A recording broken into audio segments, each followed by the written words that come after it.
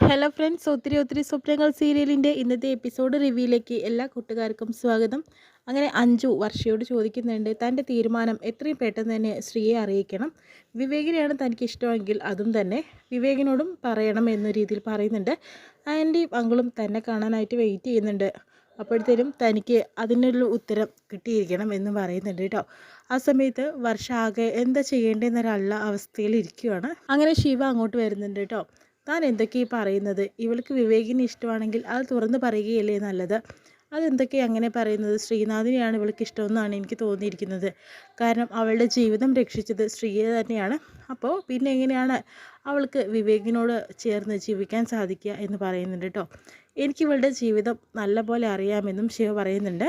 അതുകൊണ്ട് തന്നെ എനിക്കറിയാം ശ്രീനാഥിനെ അധിക ദിവസമൊന്നും ഇവൾ കണ്ടിട്ടില്ല. ഒന്നെങ്കിൽ ഒരു 4 പ്രാവശ്യം കണ്ടിട്ടുണ്ടാവും. പക്ഷേ വിവേകിനെ അങ്ങനെയല്ല. അപ്പോഴത്തേനും ശ്രീയോട് തോന്നിയിട്ടുണ്ടായിരുന്നത് ഒരു രക്ഷകൻ്റെ സ്ഥാനത്ത് തന്നെയാണ്. പക്ഷേ വിവേകിനോടാണ് ശരിക്കുള്ള പ്രണയം തോന്നിയിട്ടുള്ളതെന്നൊക്കെ പറയുന്നു. അപ്പോൾ രണ്ടുപേരും കൂടി വഴക്കുണ്ടാക്കുന്ന സമയത്ത് വർഷ പറയുന്നുണ്ട്, ഒന്ന് നിർത്ത്, എന്നെക്കുറിച്ച് ആരും തന്നെ ഇങ്ങനെ വഴക്ക് പറയേണ്ട കാര്യമൊന്നുമില്ല. ഞാൻ എൻ്റെ ജീവിതം എങ്ങനെ തീരുമാനിക്കേണ്ടതെന്ന് ഞാൻ തീരുമാനിച്ചോളാം എന്നും പറയുന്നു. ആ സമയത്ത് വസുന്ധരയാണെങ്കിൽ വിളിക്കുന്നുണ്ട് കേട്ടോ. വർഷയുടെ അഭിപ്രായം ഇന്ന് തന്നെ അറിയണം.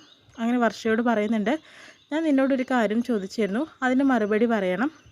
നീ ഇങ്ങോട്ട് വരുന്നോ അതോ ഞങ്ങൾ അങ്ങോട്ട് വരണോ ചോദിക്കുമ്പോൾ, വേണ്ട ആൻറ്റി, ഞാൻ അങ്ങോട്ട് വരാമെന്ന് പറയുന്നു. എന്നാൽ പിന്നെ അങ്ങനെ ആവട്ടെ, വേഗം വായോ എന്ന് പറയുന്നുണ്ട് കേട്ടോ. താൻ എന്തിനാ അങ്ങോട്ട് ചെല്ലാമെന്ന് പറഞ്ഞത്? ആൻറ്റിക്കും അങ്കിളിനും ഇങ്ങോട്ട് വന്നാൽ പോരെ? അത് ഇവൾക്ക് എന്തെങ്കിലും അവരോട് രഹസ്യമായിട്ട് പറയേണ്ടി വരും, നമ്മളില്ലാത്ത സമയത്തെന്ന് പറഞ്ഞിട്ട് അഞ്ച് പറഞ്ഞു കൊടുക്കുന്നുണ്ട്. ആ സമയത്ത് ധനപാലനാണെങ്കിൽ ആ മോളോട് ചാടി കടിക്കുകയൊന്നും ചെയ്യണ്ട, അവളുടെ സാവകാശം കാര്യങ്ങൾ പറഞ്ഞ് മനസ്സിലാക്കിച്ചാൽ മതിയെന്ന് പറയുന്നു. അങ്ങനെ വർഷ വരുന്നുണ്ട്. ആ വർഷ ഇരിക്കുകയെന്ന് പറയുന്നുണ്ട് കേട്ടോ.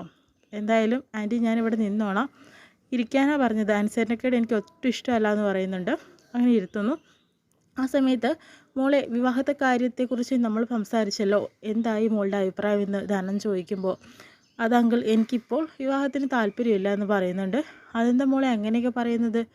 നിനക്ക് താല്പര്യമുണ്ടെന്ന് പറഞ്ഞിട്ടല്ലേ ഇപ്പം നടത്താൻ തീരുമാനിച്ചത്? വിവേകാണെങ്കിലോ 100 വട്ടം സമ്മതം മൂടിയിട്ടുള്ളൊരു കാര്യമാണിത്. അപ്പോഴത്തേനും വർഷമാണെങ്കിലോ, അത് പിന്നെ എനിക്ക് കുറച്ച് മാനസികാവസ്ഥ ഇപ്പം അത്ര ശരിയല്ല അങ്കിൾ, കുറച്ച് ദിവസം കഴിയട്ടെ, എൻ്റെ ഈ പ്രശ്നങ്ങളൊക്കെ മാറട്ടെ എന്ന് പറയുന്നു. അപ്പോൾ വസുന്ധര പറയുന്നുണ്ട്, എനിക്ക് ഒട്ടും തന്നെ ഇഷ്ടപ്പെടുന്നില്ല ഇങ്ങനെയൊക്കെ പറയുന്നത്. കാരണം നിനക്ക് വിവേകിന് ഇഷ്ടമാണെന്ന് എനിക്കറിയാം. അതുകൊണ്ടാണ് 6 മാസത്തെ സമയം ഞാൻ തന്നത്. ഒരു പക്ഷേ നിനക്കറിയാലോ, എനിക്ക് നിന്നെ ഒട്ടും ഇഷ്ടമുണ്ടായിരുന്നില്ല. 6 മാസത്തിൻ്റെ ഉള്ളിൽ തന്നെ ഒഴിവാക്കാനുള്ള എന്തെങ്കിലും പണി ചെയ്യണമെന്നായിരുന്നു എൻ്റെ ആഗ്രഹം. പിന്നെ നിൻ്റെ നിലപാട് അതെനിക്ക് ഒത്തിരി ഇഷ്ടമായി. ആർച്ചയോടുള്ള നിൻ്റെ സ്നേഹം, സമീപനം എല്ലാം അത് കണ്ടപ്പോൾ നീ തന്നെയാണ് ഈ വീട്ടിലെ മരുമകളായിട്ട് വരേണ്ടതെന്ന് ഞാൻ ആഗ്രഹിച്ചു. പിന്നെയും നിനക്ക് എന്താ പ്രശ്നം? ശ്രീനാഥ് തിരിച്ചു വരുമെന്ന ഒരാഗ്രഹമായിരുന്നു 6 മാസം കൊണ്ട് സംഭവിക്കുകയാണെങ്കിൽ അയാളുടെ കൂടെ ജീവിക്കുമെന്ന് നീ പറഞ്ഞു. പിന്നെ എന്തൊക്കെയാണ്, അയാൾ തിരിച്ചു വന്നിട്ടില്ല, പിന്നെ എന്തൊക്കെയാണ് നിൻ്റെ പ്രശ്നം എന്ന് ചോദിക്കുന്നുണ്ട്. ആ സമയത്ത് വിവാഹം നിശ്ചയെങ്കിലും നടത്താമെന്ന് ധനം പറയുമ്പോഴത്തേനും, അതും വേണ്ട അങ്കിൾ, അതിന് സമയം എടുക്കട്ടെ, കുറച്ച് കഴിയട്ടെ, എൻ്റെ മാനസികാവസ്ഥ ശരിയല്ല എന്ന് പറയുന്നു. അങ്ങനെ വസുന്ധരയാണെങ്കിലോ, നിൻ്റെ പ്രശ്നം വിവേകിനോടുള്ള ഇഷ്ടം കുറവൊന്നുമല്ല, അവന് ഇഷ്ടമാണ്, നിനക്ക് വിവാഹം കഴിക്കാൻ താല്പര്യമുണ്ട്, അതുകൊണ്ടാണല്ലോ കുറച്ച് കഴിഞ്ഞിട്ട് മതിയെന്ന് പറയുന്നത്. പക്ഷേ ഒരു വ്യക്തമായിട്ടുള്ള ന്യായീകരണം ഞങ്ങൾ കിട്ടിയേ പറ്റുള്ളൂ. ഒരമ്മ എന്ന സ്ഥലത്ത് നിന്നെ സഹായിക്കാൻ എനിക്ക് സാധിക്കും. അതുകൊണ്ട് തന്നെ നീ ഒരു കാര്യം എന്നോട് തുറന്ന് പറഞ്ഞിട്ടുണ്ടെങ്കിൽ ഞാൻ നിന്നെ സഹായിക്കാമെന്ന് പറയുന്നു. എനിക്ക് ഇപ്പോൾ ആരുടെയും സഹായം വേണ്ട ആൻറ്റി എന്ന് പറഞ്ഞിട്ട് എണീറ്റിട്ട് പോകുന്നു. പിന്നെയാണെങ്കിലോ, വർഷയാണെങ്കിൽ ഫ്രണ്ട്സും അവിടെ കാത്തു നിൽക്കുന്നുണ്ട് കേട്ടോ. നീ എന്താ പറയാനുള്ളത് ഞങ്ങളോട് പറഞ്ഞിട്ട് പോയാൽ മതി, അവിടെ എന്താ പറഞ്ഞതെന്ന് ചോദിക്കുന്നു. അഭിയാണെങ്കിൽ അവിടെ കാത്ത് ഒളിഞ്ഞു നിൽക്കുന്നുണ്ട് കേട്ടോ, ഇവിടെ എന്താ പറയുന്നത് അറിയാൻ വേണ്ടിയിട്ട്.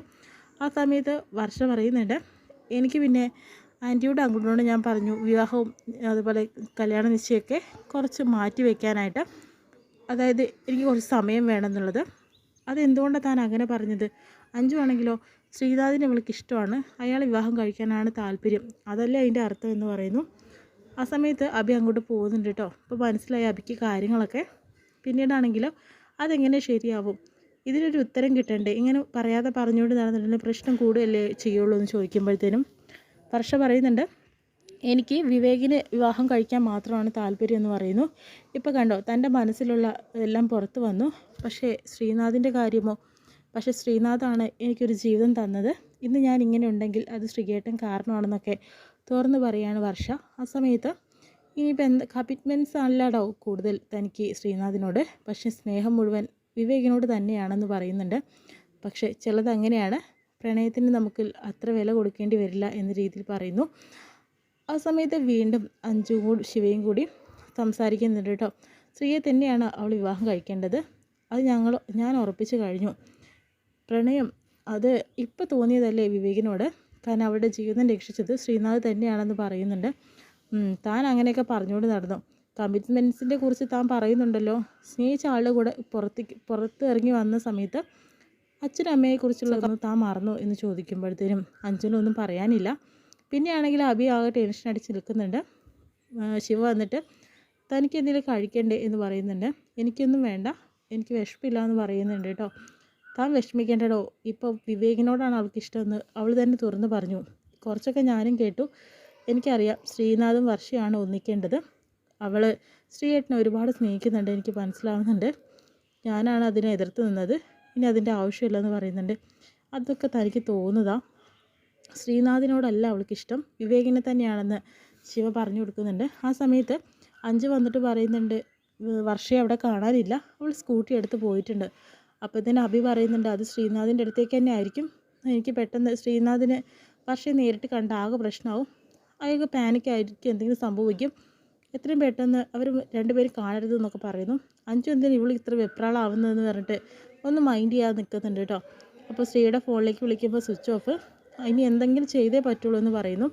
അങ്ങനെ വർഷം നേരെ ചെല്ലുന്നത് ശ്രീയുടെ വീട്ടിലേക്ക് തന്നെയാണ്. ശ്രീയുടെ ഫ്രണ്ട് അവിടെ നിൽക്കുന്നുണ്ട്.